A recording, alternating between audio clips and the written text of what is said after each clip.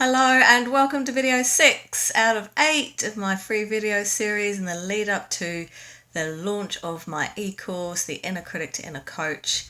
And today we're going to be talking about getting out of a funk.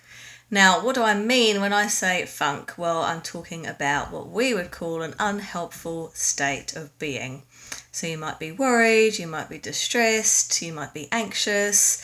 And it can also mean just being in a situation that that's not good for you, like a negative, a bad situation, which feeds into the bad feeling.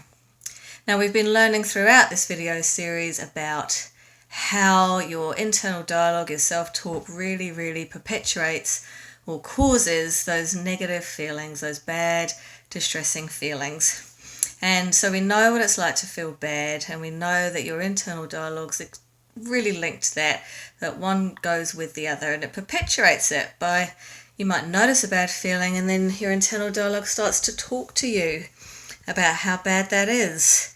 And when we're thinking about being in a bad state, what we might call a funk, what's really happening there without you knowing is that you are in a bad feeling state, and what's guiding that bad feeling is a little question that's sitting in the back of your mind, and it's asking you something, and what it's asking you for does not lead to anything useful. So let me give you an example. So let's say that you are in debt and you don't have a lot of money and you're in a negative balance. And it's fair to say that if you're looking at your online banking accounts and seeing that negative balance, that you're going to probably not feel so good. And so you'll know that it feels bad, but what you won't realize until now is that what you'd be having in the back of your head is a little question saying something like, how the hell did I get into this mess? Or what the hell am I going to do now?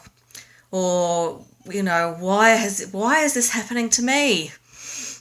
And you can see that these little questions, whether you've got one of those or two of those, they're mostly just sitting in the back of your mind, and they're so quiet and so insidious that you might not even realize that they are there.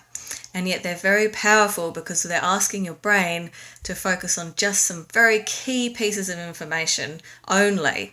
And as you can tell, it's not good. So they're past focus, they're not positive, they're not leading you anywhere. And this is what we call a key question.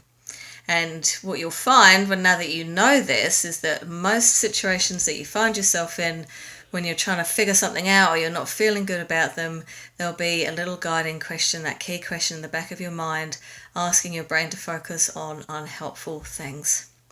So the solution, it seems obvious, right?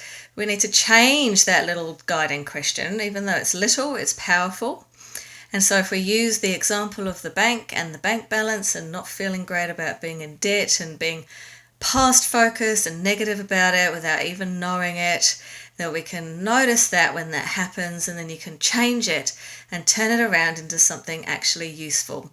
So if you're going to be asking yourself a question, which you are, your brain's going to do this automatically, then let's make it a useful question. And so the question in this example, you could ask yourself any number of things. What am I going to do next? Who can I talk to about this? What is my next tiny little step towards recovering from this? And as you can see, any of those are quite easy, and they take your brain to a more positively biased place and a more future focused place. So when you're practicing this on your own, I do really encourage you to give it a try.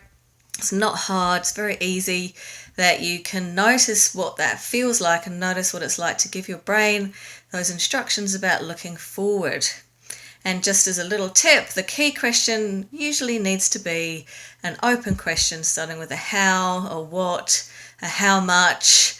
Don't want to use why, and you don't want to use what if, unless you're really using a positive what if question, like what if this was solved?